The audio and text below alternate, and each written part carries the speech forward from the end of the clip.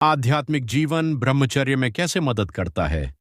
दोस्तों, चैनल पर पहली बार आए हैं तो चैनल को सब्सक्राइब कर लें ताकि आने वाली वीडियो का नोटिफिकेशन आप तक पहुंच सके। परम पूज्य दादाश्री कहते हैं कि इस आत्मज्ञान की प्राप्ति के बाद मुझे कभी विषय का विचार तक नहीं आया। तभी तो ऐसे विषय रोग को उखाड़ कर खत्म कर देने वाली वाणी निकली है। ब्रह्मचर्य के बिना आत्मा के अनुभव का पता ही नहीं चलता। ये जो सुख महसूस हो रहा है वह आत्मा का है या पुद्गल का, वह पता ही नहीं चलता ना।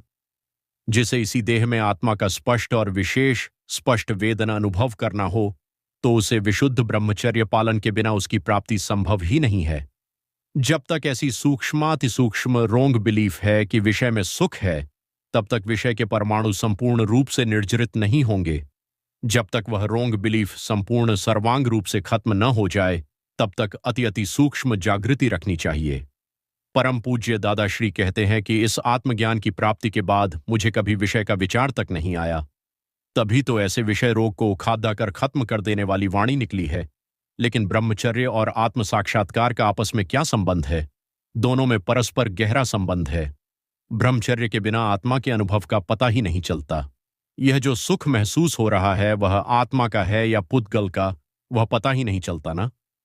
जिसे इसी देह में आत्मा का स्पष्ट और विशेष स्पष्ट वेदना अनुभव करना हो तो उसे विशुद्ध ब्रह्मचर्य पालन के बिना उसकी प्राप्ति संभव ही नहीं है।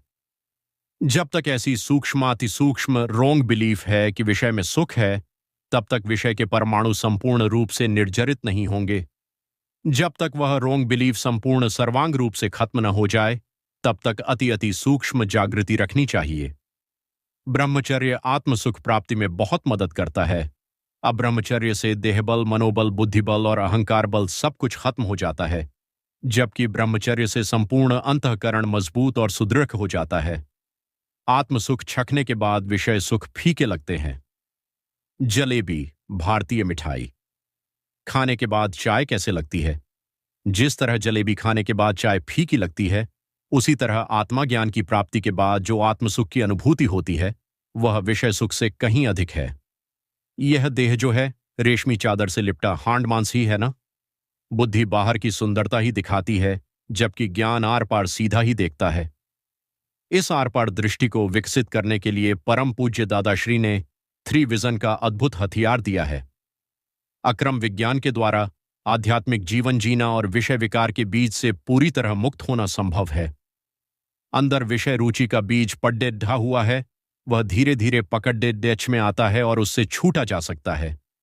जिसे एक अवतारी होकर मोक्ष में जाना है, उसे अब ब्रह्मचर्य से मुक्त होना पड्डेगा। नासमझी से अब ब्रह्मचर्य टिका हुआ है। ज्ञानी की समझ से समझ लेने पर वह रुक जाता है। ज्ञानी पुरुष संपूर्ण निर्विषयी हो चुके होते हैं, इसलिए उनमें जबरदस्त वचन बल प्रकट हो चुका होता है जो विषय का विरेचन करवा देता है। परम पूज्य दादाश्री के पास संसार को देखने के लिए तत्व दृष्टि है, जिससे वे देह और आत्मा अलग अलग है ऐसा देख पाते हैं।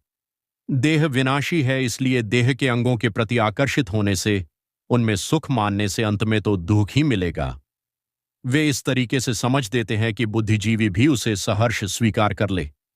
अगर पुरुषार्थ करके समझ से, ज्ञान, आत्मज्ञान से भीतर के विकारी भावों को खत्म किया जाए तो अब ब्रह्मचर्य से मुक्त हो सकते हैं।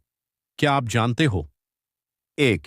वैज्ञानिकों और लौकिक तौर पर ऐसा प्रचलित है कि वीर्य स्वभाव से अधोगामी होता है। यह सच है, लेकिन यह अज्ञानता के कारण होता है। ज्ञान में इतनी शक्ति है जिससे वीर्य ऊर्ध्वगामी बनता है। जहां ज्ञान है वहां विकारी भाव ही नहीं है। 2. ब्रह्मचर्य पुद्गल सार है और आत्मा आध्यात्मिक सार है, और यह दोनों समन्वय हो गया तो उस व्यक्ति का मोक्ष प्राप्त करना निश्चित है। 3. ब्रह्मचर्य के बिना आत्मा प्राप्त करना असंभव है। 5. आत्मज्ञान द्वारा अविनाशी सुख की प्राप्ति होती है। फिर भी इस ज्ञान के बाद विकारी भाव तुरंत नहीं चले जाते, वह धीरे धीरे छूटते जाते हैं। विषय में कितनी गंदगी और जोखिम है, इस पर विचार करना चाहिए। 5. यदि ज्ञान की मदद से 5 साल तक ब्रह्मचर्य का पालन किया जाए तो जबरदस्त शक्तियां प्रकट होंगी। देह भी सुदृढ़ होता जाएगा और पूरी जिंदगी कोई रोग नहीं होगा।